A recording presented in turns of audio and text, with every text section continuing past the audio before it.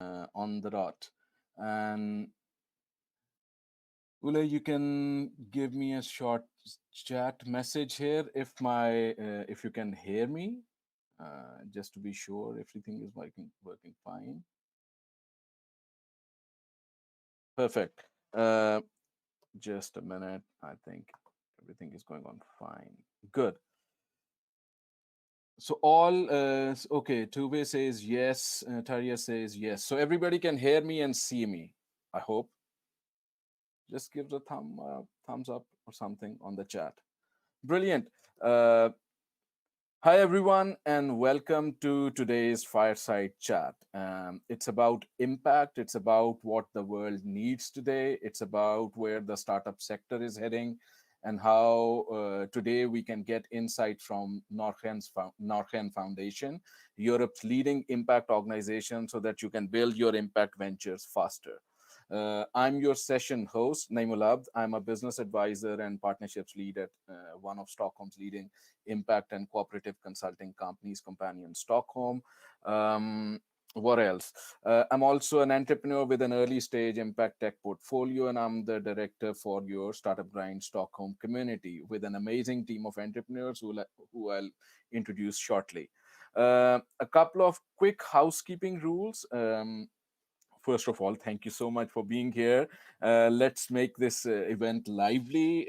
We are stuck with online events and virtual events. Maybe it's an opportunity to interact in a different way. So I would say make chat active, introduce yourself. Chat is not only a place to ask questions, but it's to kind of introduce yourself, network while you are in this event environment. Um, my tip would be share your LinkedIn profile and say one line descriptor about yourself. Let's say I'm a food tech entrepreneur looking for a tech co-founder, for example. Well, that could be something. I'll also put my LinkedIn profile link in a minute over there. We now proceed formally with the fireside chat, and the first part of that is to share my screen and take you through a couple of minutes short presentation about startup grind and the background. Just let me see if it's working. I'll see if the screen is visible. And yes, we go from here to here. Okay, so we are here with today's topic, which is helping entrepreneurs solve world's greatest challenges. And we have Erik, who is CEO from Norrsken Foundation, here with us. Um, Quick introduction, a couple of minutes. I'll go over some of the practical things and a little bit about Startup Grind. Then we'll jump right into fireside chat with Erik, where we'll be questioning, asking, and exploring his journey and Norrken's journey in the impact sector. And then we'll open the house in the last 15 to 20 minutes and get on to your questions and your observations about the chat. As I said, go ahead and ask questions, keep them coming while I'm presenting, while we are having the fireside chat. So don't stop typing. So type on, and Marina is there to collect and collate all that feedback and get it back to us in the last 15 minutes. Okay. uh, a little bit about Startup Grind. Startup Grind is world's largest community of startup founders, innovators, and creators. We host thousands of events, and we bring like-minded and yet diverse individuals together to connect, learn, teach, and help each other. We are very proud that we have a community feel, and we connect more than 3.5 million individuals, entrepreneurs together across more than 600 chapters across the world in more than 125 different countries. We believe in making friends, not contacts. That's our value structure. We believe in giving, not taking, and we believe in helping others. And we are here to make your startup journey more fun, enjoyable, connected, memorable, and easy. So that's what Startup Grind is here for. Um, Join your local community. As I said, more than 600 chapters, more than 125 countries. So the best way to join this community is to go in with your local community, join us and connect with entrepreneurs there. So Stockholm's link is www.startupgrind.com/Stockholm. Um, we have planned a lot of interesting events. Today's event is about impact and how Norrsken helps startups grow globally. Yeah. In about 10 days, just before Christmas, we have invited the founder and CEO of Sting, Nordic's largest incubator and accelerator, tech accelerator, with us to talk about innovation ecosystem and what are their programs and offerings for startups. Right after New Year, we have invited Caroline Valiru to come in and talk about her company, Volumental, which is a very interesting tech startup, and also about her journey through VC side, because she's also an investor. So it will give you a dual perspective on how things are evolving and what could be the learnings for your startups. Around a couple of weeks after that, we have invited the mayor of Stockholm to come and talk about Stockholm's innovation ecosystem, crisis management during this year, the outlook for the next year, because she'll be speaking at the start of the next year. So we'll be able to go through the plans that city has or the ecosystem has to help entrepreneurs build back their businesses. Start of February, we have invited Magnus, who is CEO and founder of Antler Global. He'll be coming and talking about Antler's initiatives across several places across the world, especially Restart the Future initiative that they have taken. And I was talking earlier this week, and Camilla Bjorkman will be here start of March. And she'll be talking about, because Breakit is a place for IT, tech, and startup sector stories. So the power of story or storytelling in a startup. So those are some of our events. More are coming after these or while we are arranging during these as well. And you can also visit some of our past events to learn about, for example, Daniel was here a couple of months ago about crowdfunding. Last 2-3 weeks ago, we had Yalmer from Karma joining us, talking about food waste. Julia Dellin was there. Aurore talked about impact sector challenges for entrepreneurs going forward in COVID. So there's a lot of interesting talks that you can access from our community page. Couple of short slides. This would not have been possible without our partners. So we are very thankful to Make Trade, Sweden on the Go, Companion Stockholm, and Devrel Events for making it happen. And a big thank you to the Stockholm chapter's team. Ule is here as my co-director in Startup Grind Stockholm. We have Jens as our mentor. He runs the Hong Kong chapter as the director, but he is with us for a few months to help the Stockholm chapter kind of excel expectations. And we have Amanda, who runs a fashion and an impact startup. She is ambassador and social media lead, and Marina is here. She runs the consulting on Go Beyond 2030. It's an impact consulting organization. So that's about us. Let's jump right in. So I'll stop sharing my screen. Enough talk and more lively discussion. So bear with me for 10 seconds. I just need to bring Erik into presentation. Just a minute. Erik, I'm putting you on in the presenter mode. Let's see. 10 more seconds. 10 more seconds. Presenter mode on. Let's see if this works. Yay, it works. Yay. Hi, Erik. Wow, what a program you have lined up. Now I know what to watch for the rest of the year almost. Brilliant. Thank you so much. Thank you so much for being here. And we are very thankful to Norrsken as well for joining us today on this talk.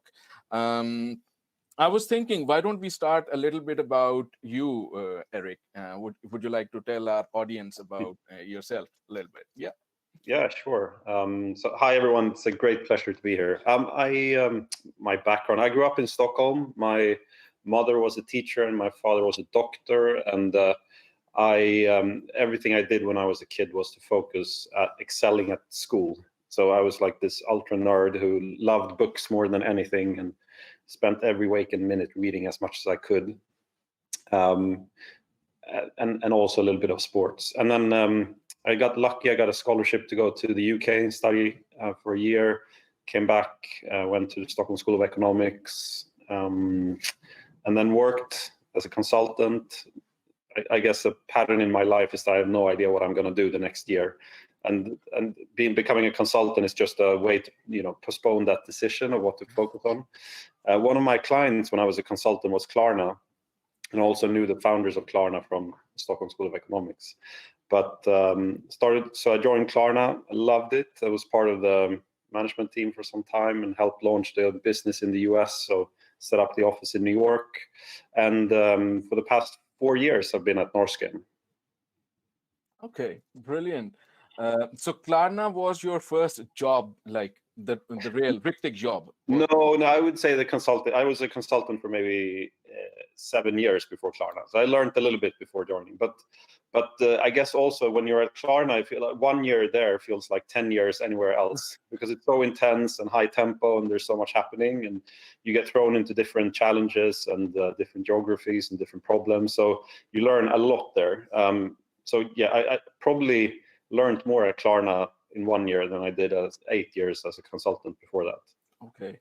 And Klarna now, it's a leading fintech company. Like it's growing like anything right now. How would you see your switch from Klarna to Norrsken? What are the commonalities and what are the differences? Yeah. I mean, so I really loved my time at Klarna, and still some of my best friends work there. And what happened for me, throughout my life, I always built my self-esteem and self-conscious perception of myself based on like performing at work or in school. And when I came to Klarna, I was, you just work hard and you get the appreciation for that. And I thought I would be there for the rest of my life because I was succeeding quite well, and I was sent to the US and set up the office there. But then one day out of the blue, actually, I found out that I had colon cancer. I just did a random test, and they found cancer cells in a biopsy. And while I loved it at Klarna, I was, when you get that kind of diagnosis, you start to think about what am I going to do with the time I have left? You don't know if you're going to live for 2 months or 2 years or 20 years. But I decided that however long I had left, I have to do something that is a little bit more meaningful than just making e-commerce run a little bit smoother. So I left Klarna, and Niklas, who was one of the founders of Klarna, had this idea that maybe we can leverage the experience and knowledge that we gain from fast-growing tech companies. But instead of just optimizing payments for e-commerce, maybe we can use that skill to solve real societal and environmental problems. So really taking entrepreneurship to focus on impact. And for me, that sounded perfect because the other option for me would have been to go, to the Red Cross or Save the Children or something like that, which was basically all I knew about the impact at the time. And I think they're doing incredible, important work and they're really contributing to a better world. But I don't think my skills would have been used in an optimal way there. So when Niklas had this idea of Norrsken, of combining entrepreneurship, technology, and impact, that really resonated with me. And I think what's common between Klarna and Norrsken is just that it's a very fast tempo here at Norrsken. We focus on getting things done. We love to just try things rather than building massive strategies, and like it's almost like we're thinking while running at the same time.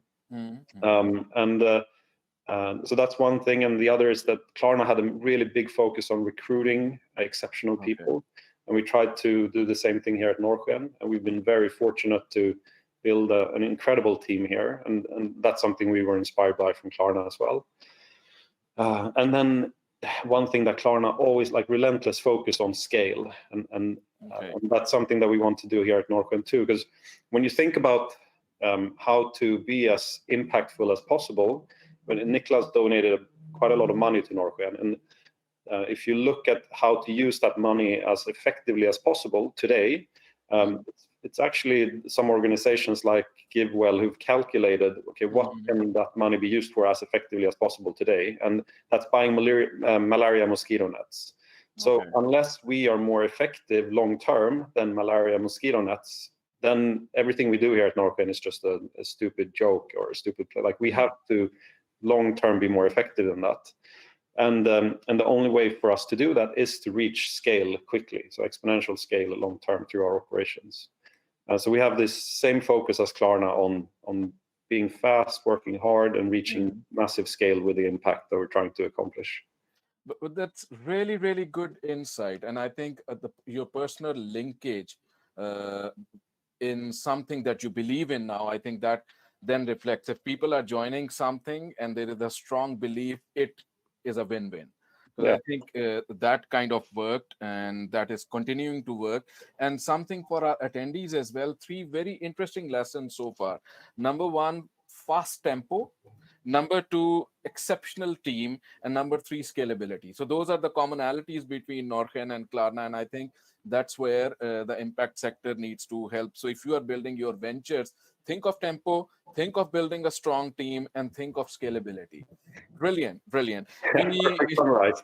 And then there's one more thing, actually, because walking to work today, listening to the radio, I realized that it's the Nobel Prize Day, right? Okay. Today is when the Nobel laureates are awarded the Nobel Prize. And one thing that we thought about a lot when we started Norrsken was that the people that are celebrated the most in society today, today we celebrate scientists, and they get the spotlight for 24 hours, basically. And maybe that will help a few kids develop a passion for physics or chemistry or biology. But the rest of the year, 355 other days, we celebrate Instagram stars or sports celebrities or TV stars or movies. Those are like the heroes of society today. And we were thinking like, what would happen if we in fact celebrated people who are solving real meaningful problems rather than just working with entertainment? What would happen if we changed the spotlight to impact entrepreneurs instead, and put them on a pedestal or celebrated their work in the same way that we celebrate rock stars and celebrities? And what was clear from Klarna was that entrepreneurs, tech entrepreneurs, were starting to be celebrated similarly to celebrities almost. They read like the founder genesis and this brilliant founder all the time, and that person is celebrated, and you forget that there's a massive teams, but it's like but what would happen if we celebrated impact entrepreneurs in the same way? And what would happen if we got all the fantastic brains and legs and hands and feet from universities to go to impact companies instead of just tech companies or other things that are... So we're trying to change that narrative a bit in society of what to celebrate. Similar to how the Nobel Foundation is celebrating scientists, Norrsken wants to celebrate impact entrepreneurs and put the spotlight on them more than just one day per year. But that's a brilliant cause. I think I completely agree with you when you say when you need to make a massive change, usually it's the narrative which stops you. So if you can change the narrative, you can affect such a big change going forward. So I think it's brilliant that you guys found your focus and impact, and you're trying to bring limelight to the impact entrepreneurship sector. Norrsken started a few years ago. You were with Niklas in the start. What have you seen in these 3-4 years? Has there been any change, or is it the same impact sector? Like how? Yeah, I mean, I wish I could say that from where we started to where we are today is a straight line, and we knew exactly what we were doing. But the reality has been like this, because we were complete beginners. We didn't know anything about the impact world, and every day has been a new lesson, basically. So I would say everything has changed. When we started, we thought that we would build our own teams and organizations and solve one problem that we decided top down. Because one of the earlier things that we focused on was corruption. Okay. So we built an anti-corruption solution for West Africa, and we spent a lot of time and energy and money into that, but realized that actually that's really hard. That's like the state of Sweden saying like, okay, there's one area that we should focus on, and we will build that company ourselves. And that very rarely works. What works is when you have a passionate entrepreneur who's super frustrated with a problem that comes and says, this is what I've seen, and I'm going to solve this. I'm going to work my ass off in making change here. But I need some capital, and I need some support with finding the right engineers. So we've changed from trying to decide ourselves what area to focus on and build it ourselves to now rely on entrepreneurs entirely, and their passion and grit and ability to build teams and so on. And then maybe to the best of our capabilities, support them with our networking capital and infrastructure. So I would say that that's the biggest shift in Norrsken. But then there are 1,000 things in addition to that has changed as well. But that's like the big paradigm thinking change for us, that we went from thinking that we could do things ourselves to realizing that, no, actually it's entrepreneurs, and we can't possibly do anything ourselves as good as they can. That's really very interesting, because that could have been the turning point for how the organization was evolving. Because when you are in a creator mode, you are very much in love with your creation. You become focused around one Exactly. thing. So if you're creating a song, your entire world becomes that song. Yeah. But if you at the time kind of switch your focus to being a catalyst, so maybe you are supporting, so you become a song creation studio or a production house, then you can support so many, so big a rush of creativity that it can all go out. So brilliant. Yeah, that's a great way of putting it. So creation to catalyst. So that's where Norrsken went. So that's great. You are now helping entrepreneurs realize their dreams and go forward. If I may ask, what are some concrete ways that entrepreneurs can get support, or let's put it the other way around? How does Norrsken support impact? Like, what Yeah. are 2 or 3 levers or arms or broad? Yeah. So roughly you could divide it into 3 areas. Mm-hmm. Area 1 is that we've created something called Norrsken House, which Okay. is an ecosystem for impact entrepreneurs. So it's basically a place on Birger Jarlsgatan in central Stockholm that subsidizes the rent, so makes it really cheap to sit here, and has created a wonderful dynamic, vibrant environment for people to come and work in. So we think it makes it easier to recruit for the companies who sit here. And in this ecosystem, we've also brought in a lot of partners. Okay. So we have more than 70 partners. And the aim for us with that is to that the partners help out with all the things that are boring when you start a company, or difficult or tedious or time consuming, but not part of the core business. So, Okay. Nordea can come in and help out with banking services. PwC can help out with accounting. Amazon can help out with web storage, cloud storage, and so on and so on. So you can focus on your core business. Okay. Now, it's not perfect in any way, but we think that maybe by creating this platform and infrastructure supporting the entrepreneurs, we can maybe increase the likelihood of their success a little bit. So that's one thing that we do. Then the other thing is that we've raised a VC fund, an impact VC fund that invests in impact startups.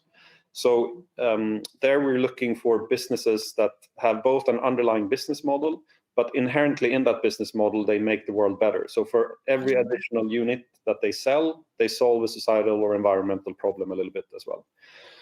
Historically, impact investing was always viewed as worse investing. You have to compromise with a return and profitability. But we actually think that today that's changed. It's a comparative advantage to be an impact company because it's easier to recruit, to sell, to get partners, to get PR, and so on. So we think that not only is this a mispriced asset class where you can make good returns, but it's also going to be a super important way to complement all the other work that is being done in society to solve the biggest challenges that we're facing.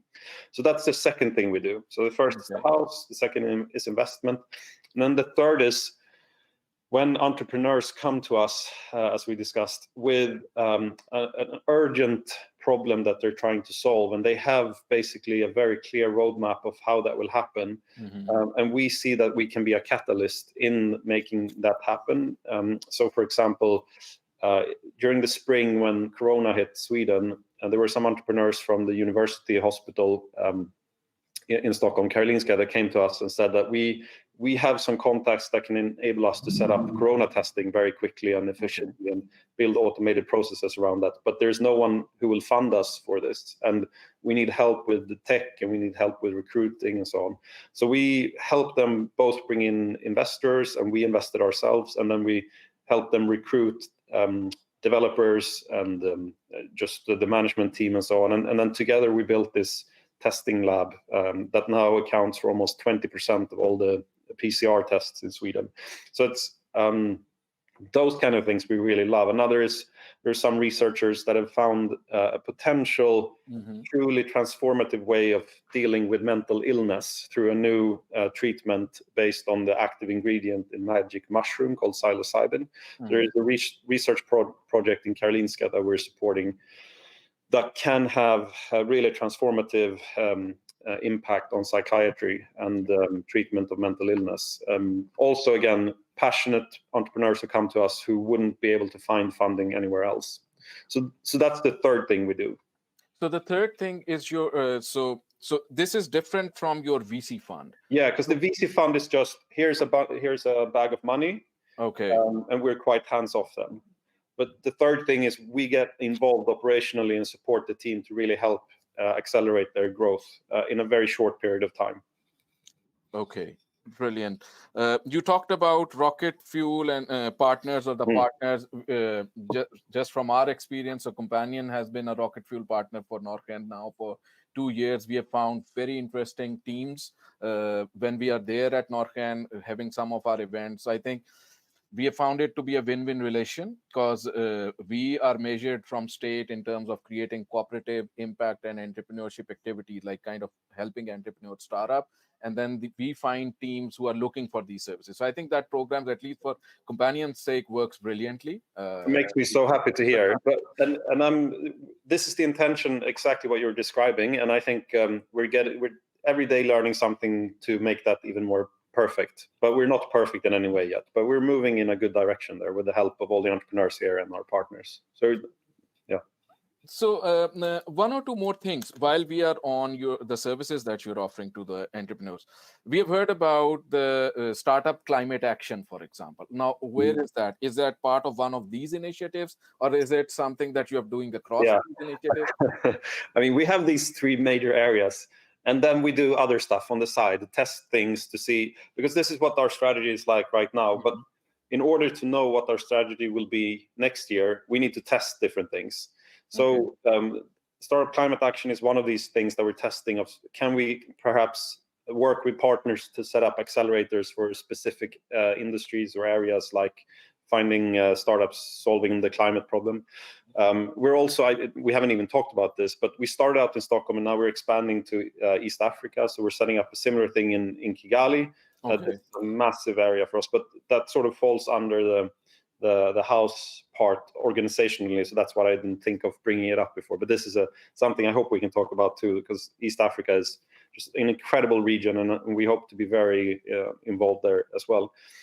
And then we're trying new things all the time. So we have maybe, I think, 6 or 7 parallel small projects simmering under the surface to see which of these are going to work and which makes sense. And then some won't, and then we just shut them down. Some we see really fantastic traction, and then we run on that.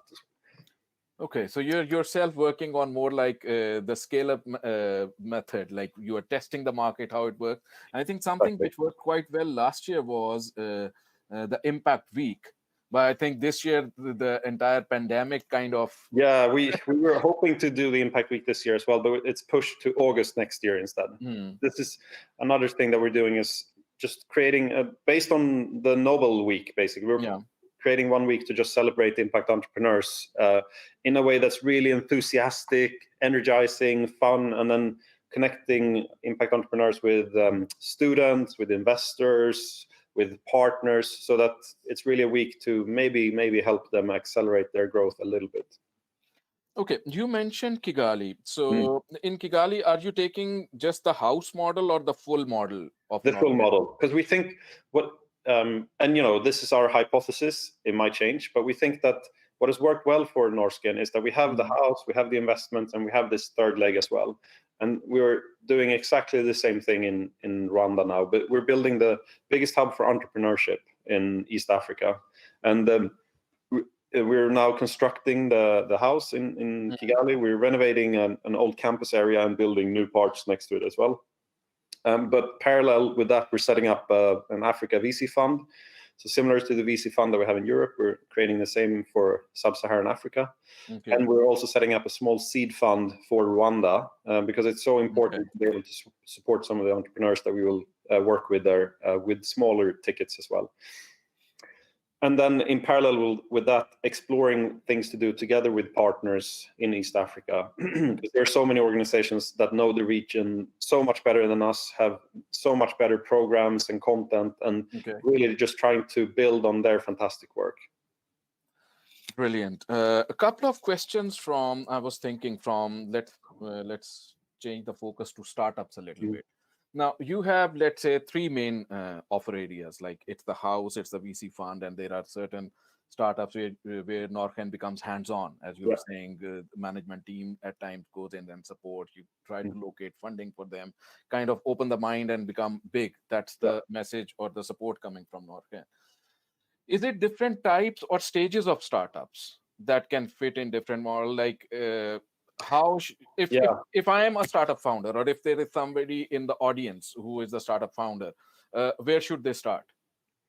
Uh, Depends a little bit on their size, but I think in general in the house it's more early stage companies, and that was for practical reasons first, just because the way that the house was created, it wasn't great if you were a bigger team, because then you want your own office, you want to be able to build your own culture within four walls, and the house is more open space and it has some meeting rooms and stuff like that, but it wasn't great for bigger teams. Now we've expanded a little bit next door, so now we have more office space, and we're looking to expand even further so that we can cater to different journeys of a startup's growth. But I think just from a practical perspective, we're more leaning towards earlier stage, so coming in when you have maybe an idea, or you're just putting together the company, or you're starting to sell. But we would love to support companies throughout their journey. But just you have to start somewhere. It's hard to be perfect in every way from the first day, and so it was more focused on earlier stage. But if someone wants to get in touch with us, there are different ways. It depends on what it is that you're looking for. If you want to sit in the house, then just go to norrskenhouse.org and apply. We look at that all the time, and since a lot of the companies are growing quickly here and they're moving out, and we have natural transition all the time, so it's we're always looking for new fantastic impact startups to come and sit here in the house. If you're looking for investments, then you can just go to our website and reach out to the fund, or email me or someone in the team. We are now, I think we're screening close to 1,500 companies per year for investments, because it's more than just Sweden. We're looking for companies all over the world basically now with the fund, although most of them will be in Europe, but pretty much anyone we have a global mandate, but it's easier for us to assess the company if they're closer to where we are. But then they can just reach out as well, and if they want us to get involved in the project, then they also just reach out and present the problem and the opportunity and how this can be a thriving, impactful business long term. Okay. Speaking about the fund, because you mentioned it, how big is it? What kind of focus is it? Is it pre-seed, seed, later stage? Like it's 110 million euros, so 1.2 billion Swedish kroners, and it's focused on seed is. So European seed is often quite small, so that might be a little bit too small. So usually late stage seed to B or C round. And we just did an investment in Northvolt, which is probably the higher end of the scale. But most of the companies that we're investing in are ticket sizes of maybe 5 million. So the round might be 20, 25 million, something like that, 30 million. We're quite opportunistic and not super strict on this, but I would say late stage seed to maybe B or C round. B or C, and depending on the size of the round. Okay, and when you talk about your internal investments, where teams is more hands-on, which is the non-VC part, what is the side? If we talk purely about the money side, what is that? Is that so we just to take the lab as an example, we invested 40 million. Okay. Basically, because what was needed in April when we did this investment was to buy machinery that could do PCR tests and sampling and so on, and that was quite expensive, and you had to build something big enough to even get on the order books of the because everyone was chasing these machines all over the world. So it was needed 40 million, and we took that risk, but then that was a little bit too big for Norrsken to be exposed to that kind of just 40 million ourselves. So then we brought in a consortium of other investors, which took our investment down to 20 million. So we sold 20 million to other investors immediately, basically. So that's one size. in the psilocybin project with Karolinska, we've donated 12 million to that. During Corona, we set up something called Action Against Corona, and then it was everything from 1 million to an educational initiative in East Africa to educate doctors there about how to treat Corona patients, and that was just 1 million. We invested in a robot facility in Denmark. That was 1 million as well. So it depends. But Action Against Corona, was it Norrsken only, or was it also consortium? Did you build a consortium around? Yeah, always consortium. Norrsken is just, we're a tiny drop in the ocean, and the problems we're trying to solve are massive waves or tsunamis, and we have to work together with partners and with entrepreneurs to really be able to make systemic shift. We can't do that alone. So we always try to leverage partnerships and bring in others who are much better than us in different areas. Okay, but in the last few years, you have as a team and as Norrsken gained a lot of insight in the impact sector. So let's take another question from the startup side. Just thinking, what is it like when you are investing in a startup through VC fund or through your own initiative to a startup, or kind of picking them up from an initiative like that Active Action Corona or Climate Action? What is it that you look for?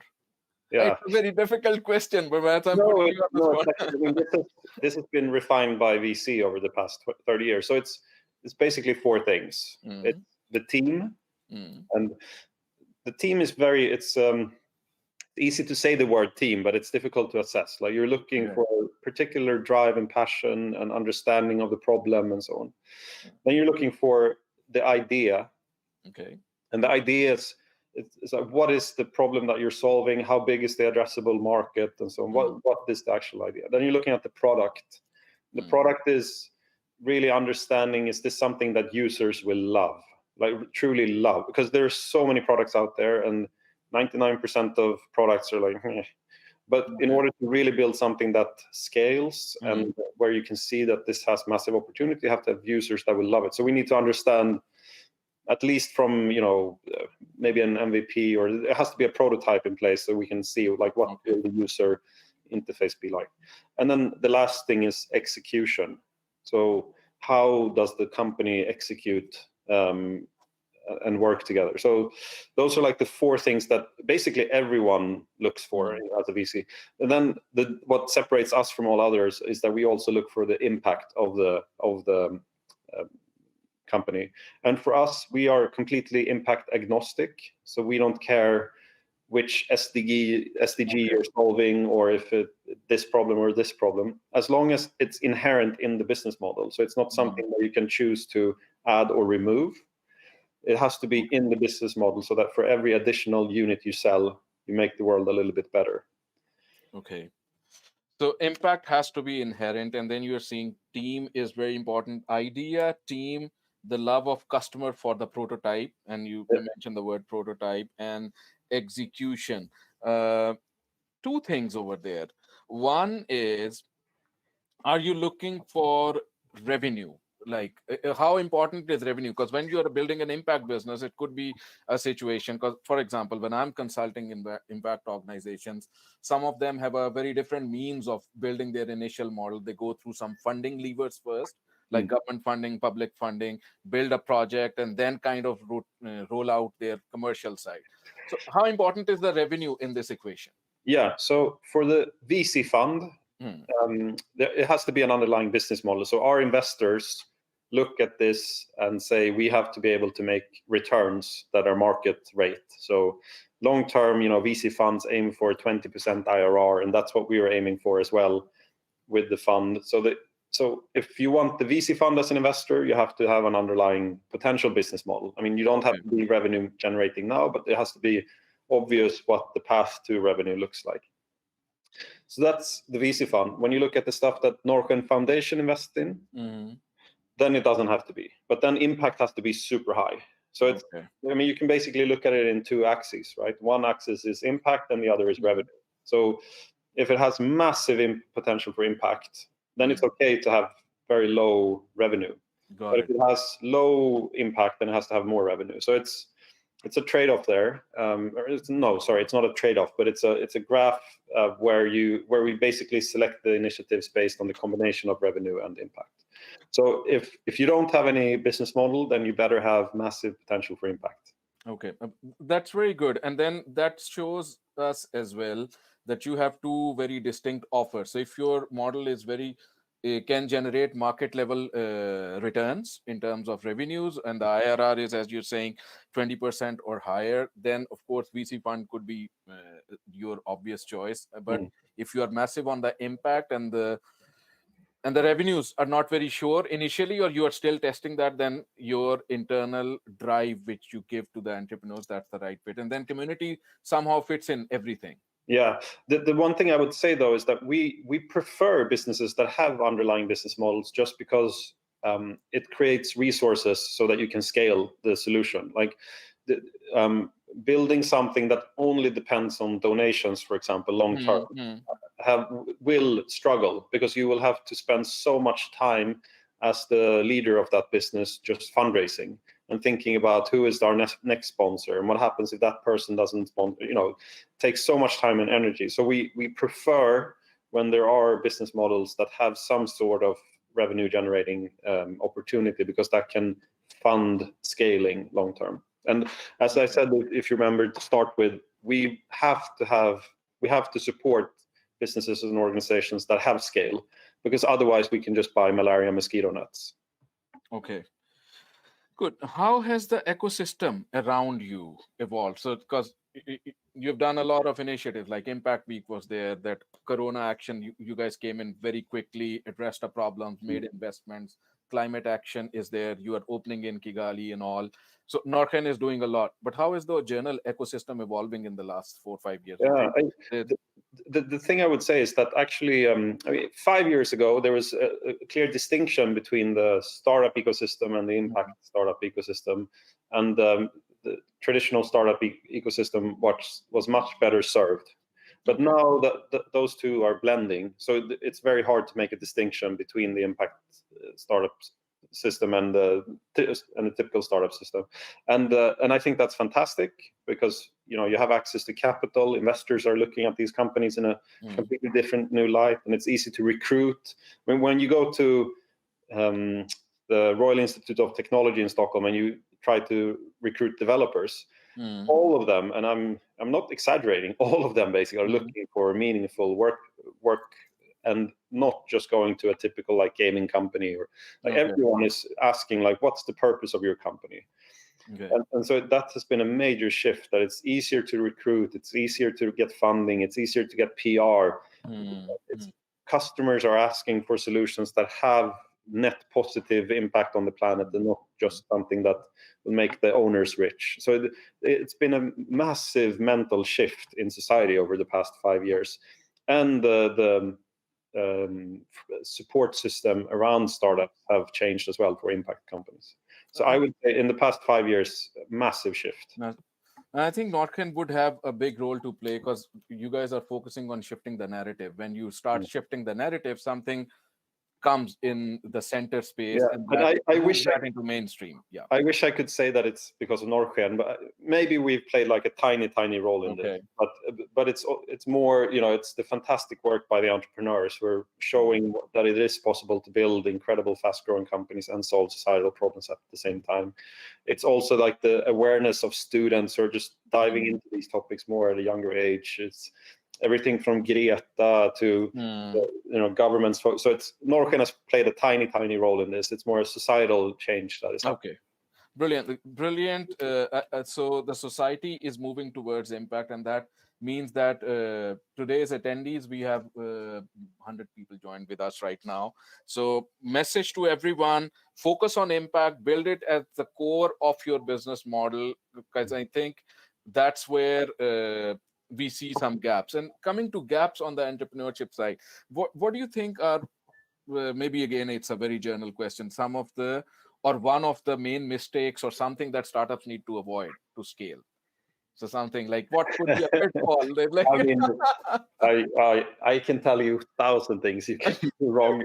But so the one thing I would say is that as an impact startup today, have confidence that you have actually a competitive advantage. It will be easier for you to recruit. It will be easier to raise funding. It will be easier to get PR, and that has changed. Like you are now in the driver's seats, and you can change the world with your business, and that it's just completely different. So than what it was 5 years ago. So come in with self-confidence and really know that you are. It's not like normal startups have an advantage any longer. It's not true. Okay, that's a brilliant thought. I'll take two quick observations, and then we'll move to Marina and we'll take audience questions. One is that the world was going just fine, and there came a small virus, and then everything changed. How has that changed? Yeah, Yeah. it's changed for absolutely society. It's changed everything. But for startups, nothing has changed. If you're a startup, you are battling for your life every day, and you don't know if your company is going to be around next week. So for most startups, they're like, yes, okay, this is welcome to our life. This is how uncertain life is for most startups. Like I can't remember who said it, but like starting a company is like chewing glass and staring into the abyss every day. It is tricky, and as a founder, you're lonely, and things change quickly, and you don't know what the world will look like the next week. So, yeah, but then you can talk on a society level. Of course, the way we work will change, the way we interact will change. Society's requirements for being able to handle this better in the future will change. How we view our healthcare system will change. So there will be big, massive changes like that. But for startup, nothing has changed. Okay. One last one. Where do you guys see yourself in the next 10 years? So like in 10 years, we have that Agenda 2030 right on the dot. Yeah, Where are we heading? I have no idea. Okay. We have a plan that stretches for a year, basically, and even that long is tricky. But what I hope for society in 10 years is that we've reached a point where we truly measure the negative externalities of a business properly. So what does that mean in plain English? It means that everyone knows what the net impact of a business is. But right now, when you think of it, it's absolutely perverse that a company can build and sell a product and be taxed on that product, but no one actually knows what the impact on the planet is. And now we're reaching an age of transparency where it will be possible to know exactly what your impact on the planet and on society and your employees is. And I think 10 years from now, we will look at impact on the balance sheet, on the income statement, in the same way as we look at profit. So you'll be able to say that Coca-Cola, okay, you're selling for 30 billion, but you have a net negative impact of 5 billion, and that should be added onto your cost, and we can tax that. And so that is super exciting, I think, because then we can use the current economic model to actually drive a better world. And because I don't see any other solution than capitalism, but we need to change it a little bit so that the true net impact of businesses are actually taken into consideration when we price product, when we tax companies, and so on. So that's something that I'm very hopeful will happen soon. It's already being developed. It's building on all the impact measurement and impact reporting out there. But this is something that I feel very optimistic about, because it means that we can use the capitalistic economic model we have today, but change it around a little bit so that we can build a long-term sustainable future. And maybe it's also a yen bag, or kind of a bridge towards maybe a future of more sustainable, some new system, maybe an overnight system change at a global level with so many different factors, countries, economies linked to it. It's difficult. So maybe this is the way. And this has happened before. So in 1929, you had the Great Depression, and the Great Depression came for many reasons. But one of the reasons was because every company could use their own accounting, and there was no. And in 1933, you had the U.S. Security Act when they brought in auditing. So all of a sudden, you agreed on a global framework of how you should view accounting, and this changed the risk taking and where capital went and so on. So we can do the same thing because right now everyone is reporting impact in different ways. We need a global framework like auditing to really have a clear view of what the true impact of a business is. And when we have that, then everything will change. Okay, brilliant. Marina, I'm going to bring you in so that we can take some of the audience questions as well in the last 10 minutes. So again, everybody bear with me 10 seconds on the technology. Let's see. Marina is coming in. Yes, think so. Hi, Marina. Yes, over to you. Hi, Let's Maria. see what audience are saying. And I'm all. So thank you so much for this very interesting conversation you had and this Q&A. I think you've answered many of the questions, some of the one that came also from the audience. I think everybody's excited because, yes, there are a lot of impact entrepreneurs, but the big challenge is when you really are focused on impact is to also remind yourself of the business model and the scalability, and to know that the Norrsken Foundation is there to help entrepreneurs to get that part right as well is really valuable, I think, and many might have not known about that clearly. So we have a lot of questions, so I don't want to take time, and I want to give space to those who are joining, which are actually many today. So we have some practical questions and some are a bit more, they require a bit more of a discussion, I guess. So which one would you like to start with, Erik? Whatever you prefer. Let's do a practical one first and then a bigger one after. Sounds great. Yes, so I will start with Helena. Elena Isolde Songord.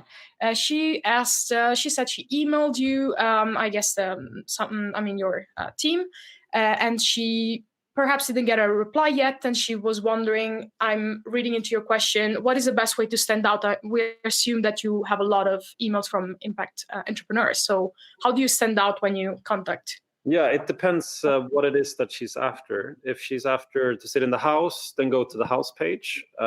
If she's after investments, then go to the investment page. If she doesn't get a response, she can always email me. I'm at erik@norrsken.org. So I look at everything and I try to respond within 24 hours in general. Sounds great. That was also Silvia's very practical question. What's your email, Erik? That's perfect. So yes, then we have a question from Ebba. She was commenting on some things you were saying about how to build your impact startup, and she was wondering if you advise to use the lean approach when you work with as a startup, as an impact startup. Yeah, I'm not an expert on the lean model, but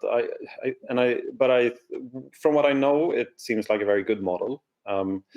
What I would say in general is that don't rely too much on strategies and processes, and just try things. And the most important thing is just to move forward all the time and build a momentum and try things out. And then some things will work for you and some others. So just try it. I mean, if you like the lean model, try it and see how it works. Sounds great. Great to know that there is no right or wrong method. It's more about reaching the goals in the end. And then we have a question from Lauren Edin, who asks, how does Norrsken helps in building a team, recruit talent? Do you advise on how to do that properly? Yeah, so this has been requested by a lot of the members that sit in the house. And now we have a fantastic person to drive this at Norrsken called Raman. So again, if you need to reach out, just Raman, RAMAN, @norrsken.org. Who will help you put in touch all the people who are reaching out to us to work at impact startups. And he can also help out with HR policies and structures and just share everything that we've done at Norrsken. So he's available for the members with help and advice, and can even consult and be part of the team for a short period of time. Great. Another question from Anjali Paul. She's asking, are you working on creating the global impact accounting that you mentioned just now? Yes, this is one of the things that I'm most excited about. So there are 150 different ways to report impact by just listed companies in the world. But the one that I prefer the most right now is called impact weighted accounting. And it's been developed by Harvard Business School together with Ronald Cohen, who started Bridges in the UK. And it basically allows you to put a dollar value on the net impact that the business have. So you can really compare it to the revenue and profit and balance sheet and income statement. So check that out. All the resources available publicly online. If you Google Harvard Business School and impact weighted accounting. And if someone has knowledge about this or ideas of how to accelerate the implementation of this, then reach out to me as well, because this is fantastic area that I'm super excited about, and I'm a total beginner, so I'm learning every day something new connected to this. Sounds great. Then I will take some questions from Alex. He had two. So one is in regard to the work in Kigali that you mentioned.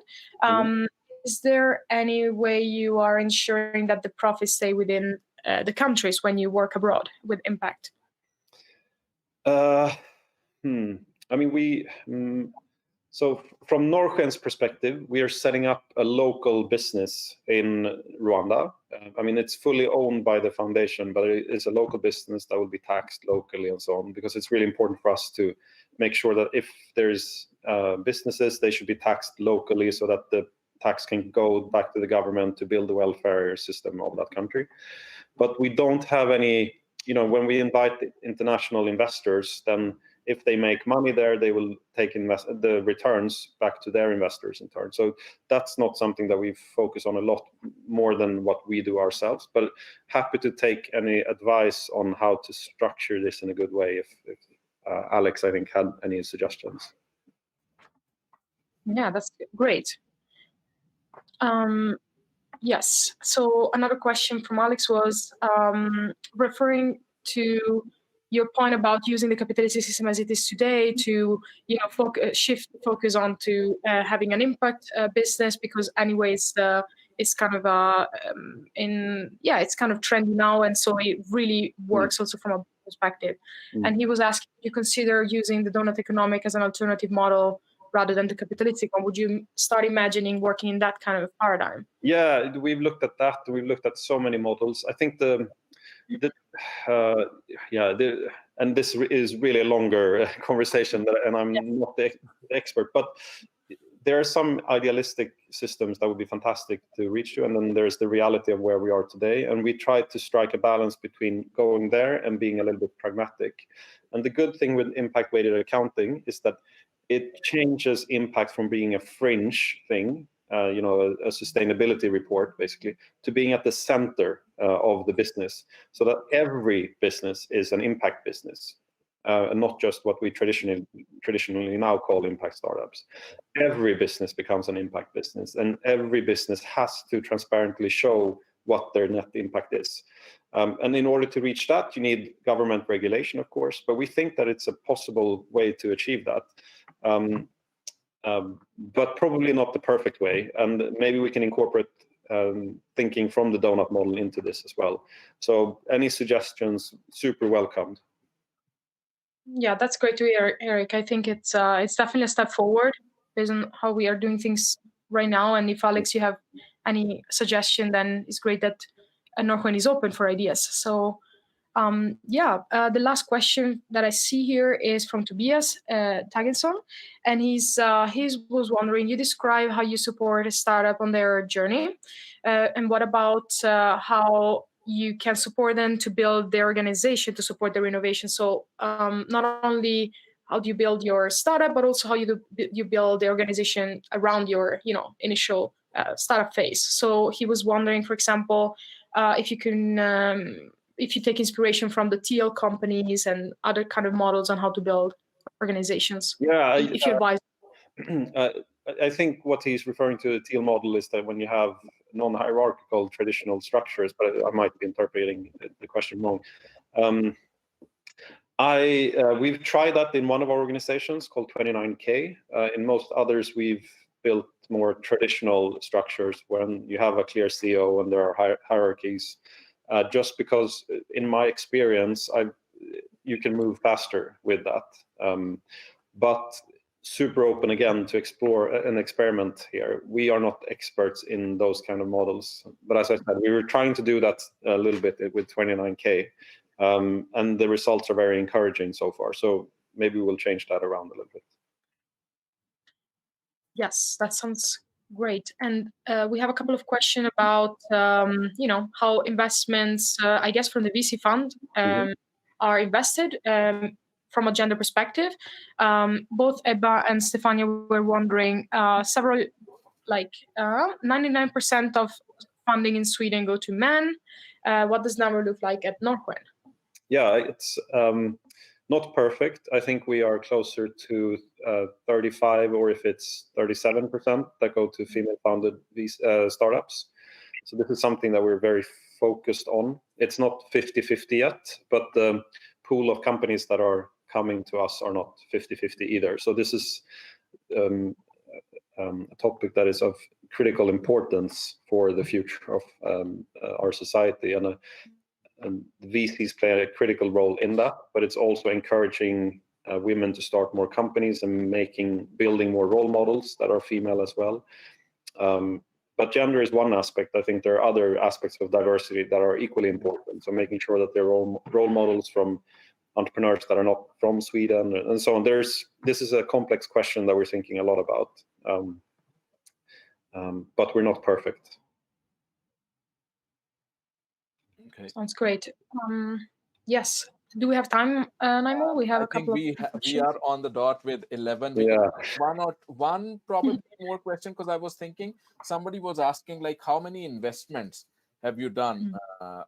Maybe it's a question both for VC fund and your. Yeah. So I think the VC fund has done around 25 investments so far Already. Yeah, and then we've created maybe 5 businesses ourselves in Norrsken, 5 or 6, something like that. And then we've done maybe donations to 5 more.